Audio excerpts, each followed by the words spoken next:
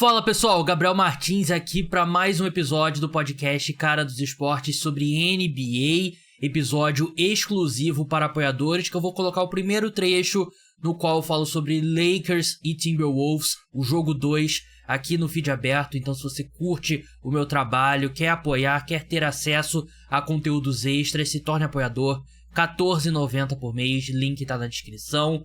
Vamos entrar logo, vamos falar. Lakers empatam a série 94-85. Um número interessante que confirma o olhômetro. Eu até tava conversando com alguns amigos meus, né, falando que o LeBron sempre faz isso, né? Jogo 1 ele não vai tão bem. O LeBron venceu 31 e perdeu 24 partidas no jogo 1 de séries dos playoffs na carreira. Um aproveitamento de 56%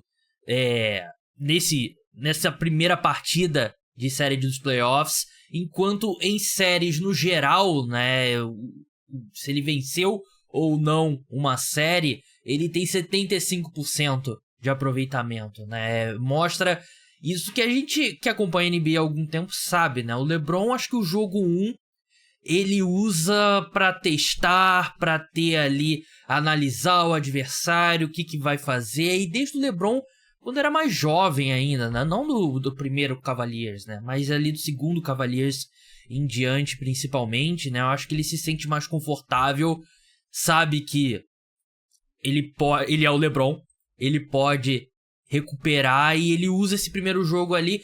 Ele não joga fora o jogo 1, né? Mas eu sinto que ele usa como um laboratório essa primeira partida, ver o que o outro time vai fazer, o que vai dar errado, e aí se adapta, né? E foi bastante do que aconteceu nesse jogo 2 contra o Timberwolves.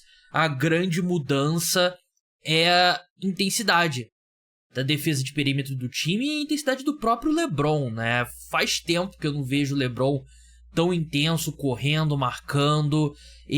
Os números dele não são espetaculares, né? 21 pontos, 11 rebotes, 7 assistências, ótimos números, mas é o LeBron James, né? Você não vai falar, porra, o LeBron teve 21 pontos. Isso não vai chamar a atenção de ninguém.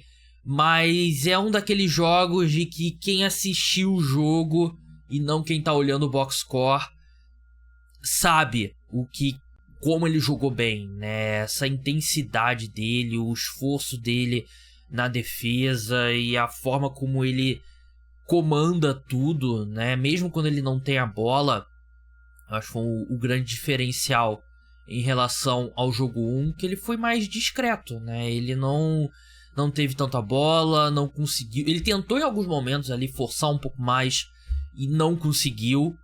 Então, eu gostei bastante do que eu vi do LeBron. O Luka Doncic continuou, assim como no jogo 1, jogou muito bem, só que a diferença é que ele conseguiu envolver mais os companheiros, né? Ele teve uma assistência no jogo 1 e foram 9 nesse jogo 2, né? Então, ofensivamente, eu senti que os Lakers...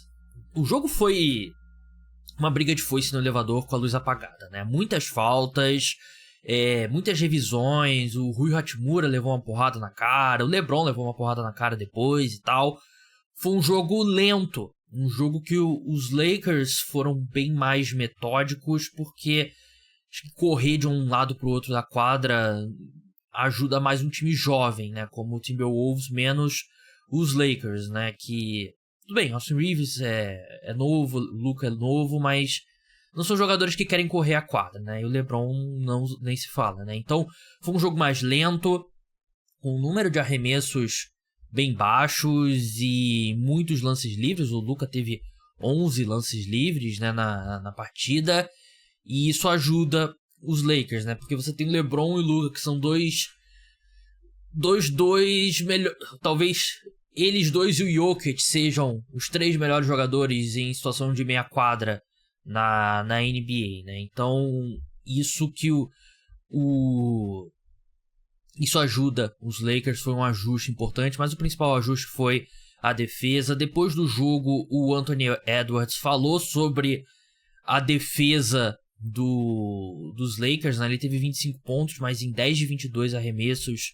Então é um desempenho que ajuda os Lakers, né? E ele falou depois do jogo, né, que Quando ele pegava na bola, os Lakers meio que viravam uma defesa em zona, e quando ele tentava atacar a cesta, tinha 3 caras fechando nele, né? Então, é um pouco dessa defesa que o Lakers fez contra superestrelas em determinados momentos na temporada regular.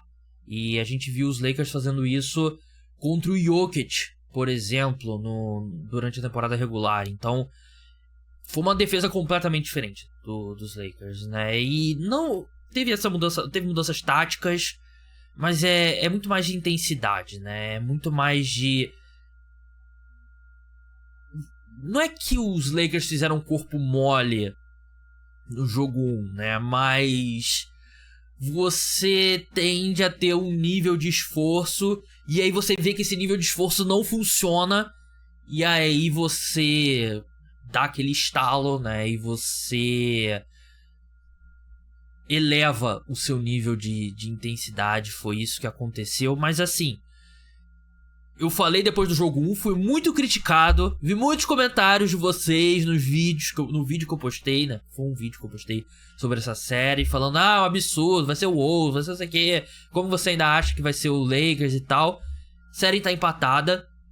Claro que no cenário geral, Minnesota Timberwolves venceu um dos jogos em Los Angeles, que é o que o time precisa fazer nos playoffs, né? Então é um saldo positivo.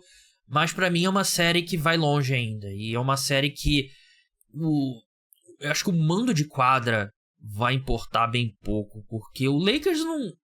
Um time com LeBron, Luka, um time experiente, não vai fazer diferença jogar em Minnesota, né? E o Timberwolves já mostrou que consegue chegar na arena dos Lakers e vencer. Então é um jogo que, pra mim, sinceramente, não importa tanto o mando de quadra. Eu ainda acho que vai a 6 ou 7 e mantenho meu palpite. Eu acho que o Lakers vai vencer essa série. Eu ainda acredito nos Lakers. Eu acho que eles têm mais opções ofensivas. O Anthony Edwards ainda não tá fazendo uma grande série. O Julius Randle tem sido o melhor jogador ofensivo do Minnesota Timberwolves, né? Ele teve 27 pontos nessa partida, né? Tinha passado também mais ou menos essa marca no jogo 1. Mas também não dá pra confiar muito, né? Assim como não dá pra confiar muito que o desempenho de 3, né? Eles acertaram 21 bolas de 3 no jogo 1 e acertaram 5 no jogo 2, né? Parte disso é matemática. Você vai ter a regressão à média. Os Timberwolves não é um time pra acertar 21 bolas de 3 por... Nenhum time é. E parte disso foi o esforço dos Lakers, né? Porque eu acho que foram...